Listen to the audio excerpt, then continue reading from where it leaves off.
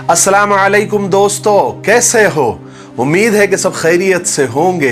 अल्लाह आप लोगों को ऐसे ही खुश रखे।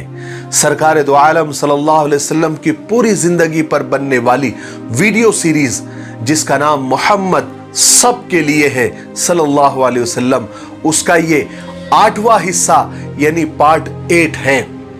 थोड़ा हम रिकैप कर लेते हैं कि हमने 7वें हिस्से में क्या सुना। हमने 7वें हिस्से में सुना कि हजरत आमिना के इंतकाल के बाद हुजूर पाक सल्लल्लाहु अलैहि वसल्लम को उनके दादा अब्दुल मुत्तलिब ने संभाला, उनका ख्याल रखा। दादा अपने पोते से बेहद मोहब्बत करते थे, लेकिन अल्लाह ने दादा को भी अपने पास बुला लिया।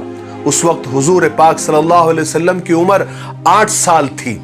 उसके बाद कई ऐसे वाक़यात हुए कि यहूदियों के राहिबों, आलिमों, काहिनों, नुजूमियों ने आपको देखकर ही पहचान लिया कि यह आखिरी नबी है। दादा अब्दुल मुत्तलिब के इंतकाल के बाद हुजूर पाक सल्लल्लाहु अलैहि वसल्लम के चचा अबू तालिब के परवरिश में आप सल्लल्लाहु अलैहि वसल्लम आए। आप सल्लल्लाहु अलैहि वसल्लम के आते ही अबू तालिब के घर में बरकतें, रहमतें नाजिल होना शुरू हो गई। चलिए अब आगे सुनते हैं। चचा अबू तालिब भी हुजूर पाक सल्लल्लाहु अलैहि वसल्लम से बेपनाह मोहब्बत करते थे। रसूल पाक सल्लल्लाहु अलैहि वसल्लम अपने चचा अबू तालिब के पास रहते हुए आपको 4 साल बीत गए थे। अब आपकी उम्र 12 साल हो गई थी। आप एक खूबसूरत नौजवान मालूम होते थे। इस थोड़ी सी उम्र में ही आपकी हर बात ऐसी थी जिसे सब देखकर ताज्जुब करते थे और आपकी इज्जत करने पर मजबूर हो जाते थे। आपकी चाल ढाल और आपके तरीके ही ऐसे थे जैसे बड़ी उम्र वालों के होते हैं, तजुर्बेकार लोगों के होते हैं। जब कहीं बच्चे खेलते तो आप भी वहां मौजूद होते, मगर आप साथ नहीं खेलते थे बल्कि दूर से देखते रहते थे। इस उम्र से ही आपकी आदत थी कि आप ज्यादातर खामोश रहते थे, तन्हाई में ज्यादा बैठते थे, न कभी किसी से लड़ते थे, न कभी किसी को बुरा कहते थे। चचा अबू तालिब जब आपकी सब बातें और आपकी आदतें देखते तो उनको बड़ा ताज्जुब होता। यही वजह थी कि चचा अबू तालिब के दिल में आपकी मोहब्बत के साथ साथ आपकी इज्जत भी पैदा हो गई थी। अब चचा अबू तालिब जब भी आपसे बात करते तो इस तरह बात नहीं करते जैसे आम बच्चों से बात की जाती है, बल्कि उस तरह बात करते जैसे बड़े और तजुर्बेकार आदमी से बात की जाती है। उसी जमाने में एक दफा चचा अबू तालिब को शाम का सफर पेश आया। वो तिजारत के लिए एक काफिला ले जा रहे थे। जब काफिले के जाने का और चलने का वक्त आया तो हुजूर पाक सल्लल्लाहु अलैहि वसल्लम भी उनके साथ चलने का आपने इरादा जाहिर किया। चचा अबू तालिब इनकार नहीं कर सके और तैयार हो गए और आपको भी साथ ले लिया। ये मुबारक काफिला जिसमें हुजूर पाक सल्लल्लाहु अलैहि वसल्लम भी शरीक थे, मक्का से रवाना हो गया। रास्ते में ये काफिला कई जगह ठहरता, आगे बढ़ता, यहां तक कि एक दिन ये काफिला शाम की सरहद में दाखिल हो गया। शाम की सरहद पर एक छोटा सा शहर था जिसका नाम बुसरा था। कुरैश के काफिले अक्सर वहां ठहरा करते थे। इस काफिले ने भी वहां पर पड़ाव डाल दिया।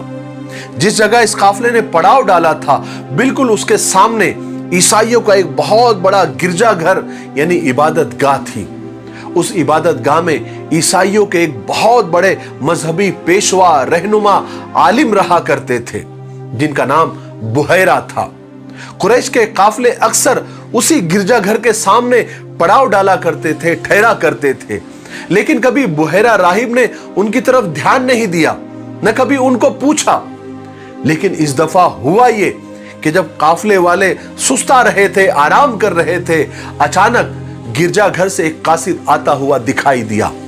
उस कासिद ने करीब आकर कहा कि मुझे आपकी तरफ बुहैरा राहिब ने भेजा है और यह पैगाम दिया है कि आज पूरे काफिले वालों को हमारी तरफ से खाने की दावत है, मगर शर्त यह है कि पूरे काफिले वाले सबको दावत है और सबके सब दावत में आए, कोई बचने ना पाए। काफिले वालों को और कुरैशियों को बुहेरा राहिब की इस दावत पर बड़ी हैरानी हुई, इसलिए कि वो हमेशा इस जगह ठहरते थे, पड़ाव डालते थे, मगर कभी दावत तो क्या हालचाल भी नहीं पूछा गया, और आज सीधे खाने की दावत। आज ऐसी क्या खास बात हो गई? बहरहाल काफले वाले यही सोचते हुए और सोचते ही रह गए कि खाने की दावत का वक्त हो गया।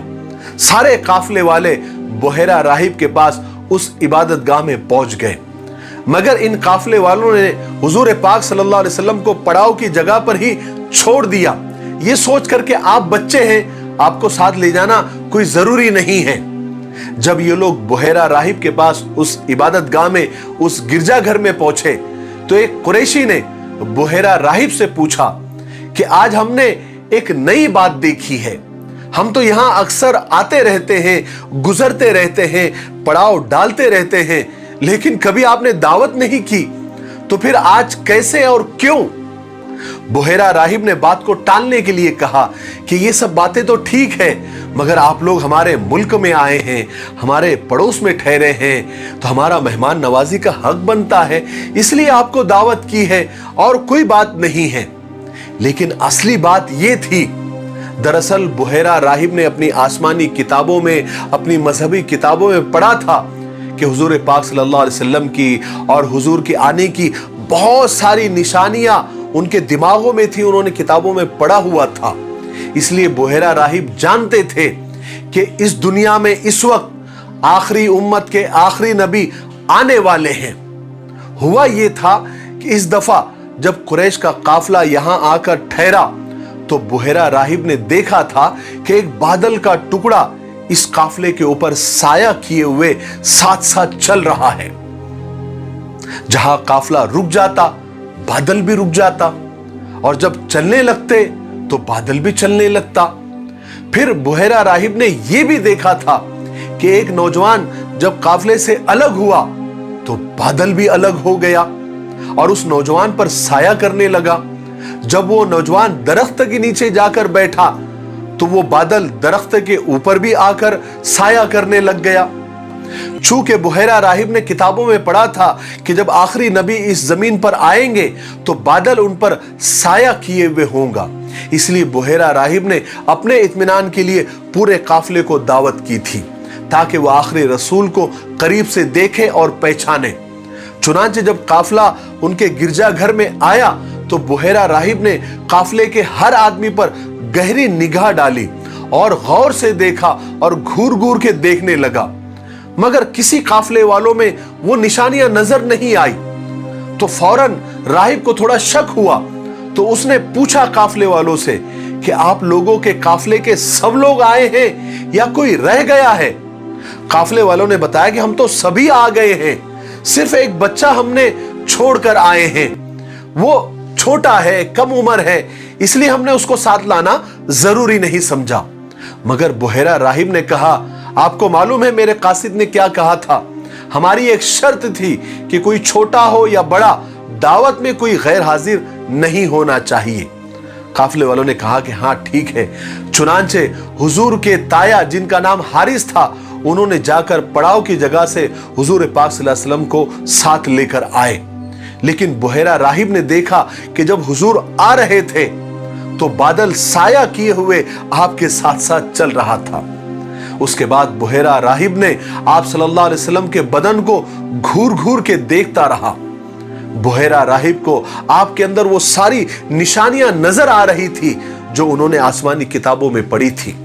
जब सब लोग खाने से फारिग होकर जाने लगे तो बुहेरा राहिब जल्दी से हुजूर के पास आए और कहने लगे कि मैं आपसे कुछ बातें पूछना चाहता हूं। आपको लात और उज्जा की कसम, ये उनके खुदाओं के नाम थे, उनकी कसम दी, आप मेरी बातों का जवाब दे दीजिए।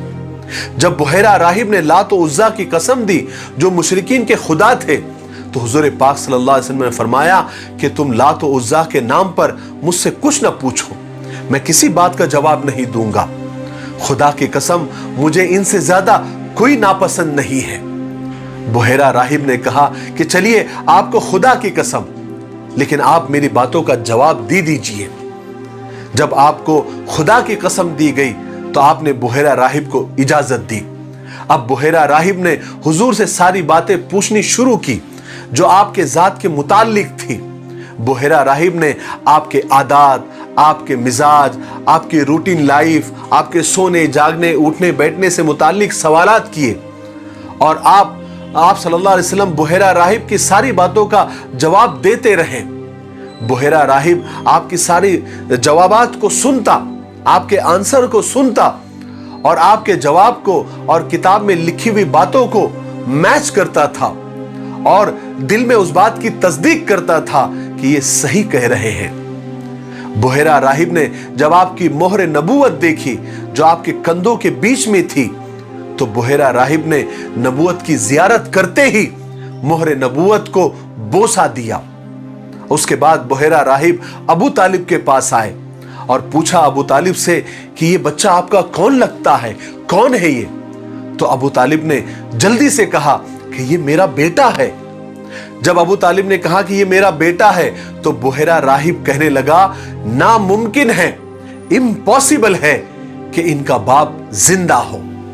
अबू तालिब को तो बहुत हैरत हुई, तो उन्होंने कहा कि नहीं नहीं, ये मेरे भाई का बेटा है। बुहेरा राहिब ने पूछा कि इनके बाप का इंतकाल कब हुआ? तो अबू तालिब ने कहा कि उनका उसी वक्त इंतकाल हो गया था जब ये पेट में थे। तो बुहेरा राहिब ने पूछा कि इनकी मां का इंतकाल कब हुआ था? अबू तालिब ने कहा कि उनका इंतकाल भी उसी वक्त हो गया था जब इनकी उम्र 6 साल की थी। तब बुहेरा राहिब ने कहा कि आप सच कहते हो, आपका एक एक जुमला, एक एक बात सही है, 16 आने सच है। बस अब जल्दी से जाओ, अपने भतीजे को जल्दी से वापस अपने वतन पहुंचा दो और इसको हमेशा यहूदियों से बचाए रखना, वरना खुदा की कसम अगर इन पर यहूदियों की नजर पड़ गई और मेरी तरह उन्होंने भी इसको पहचान लिया तो इसके जान के दुश्मन बन जाएंगे। इसलिए कि तुम्हारा भतीजा कोई आम बच्चा नहीं है, ये निहायत अजीम और ऊंचे मर्तबे वाला है। और याद रखो, मैंने ये बात बताकर और ये नसीहत करके अपना फर्ज पूरा कर लिया है। अब जल्दी से इन्हें लेकर वापस अपने वतन चले जाओ अगर तुम इसकी खैरियत चाहते हो तो। बुहेरा राहिब की सारी बातें सुनकर चचा अबू तालिब को भी लगा कि बात तो सही है, बात में दम है, क्योंकि चचा अबू तालिब खुद भी देखते थे कि उनका भतीजा कोई आम बच्चा नहीं है, बल्कि वो बहुत सारी खूबियों का मालिक है। इसलिए वो समझ गए कि बुहेरा राहिब बिल्कुल सही और ठीक कह रहे हैं। इसलिए चचा अबू तालिब तिजारत के सफर के लिए आगे शाम नहीं गए, बल्कि उसी सरहदी गांव बुसरा से वापस मक्का लौट गए। मक्का लौटने के बाद क्या हुआ, क्योंकि वीडियो काफी लंबा हो रहा है इसलिए हम यहीं पर रुकते हैं। मक्का वापस लौटने के बाद फिर क्या हुआ, वहां पर क्या अजीब अजीब वाकयात हुए, वो हम इंशाअल्लाह 9वें हिस्से में यानी 9वें पार्ट में सुनते हैं। तब तक आप अपने वादे पे कायम रहें और इस वीडियो को ज्यादा से ज्यादा शेयर करें। तब तक मेरे लिए, पूरी उम्मत के लिए और पूरी इंसानियत के लिए खैर और भलाई की दुआ करते रहें। अस्सलामु अलैकुम व रहमतुल्लाहि व बरकातुहू।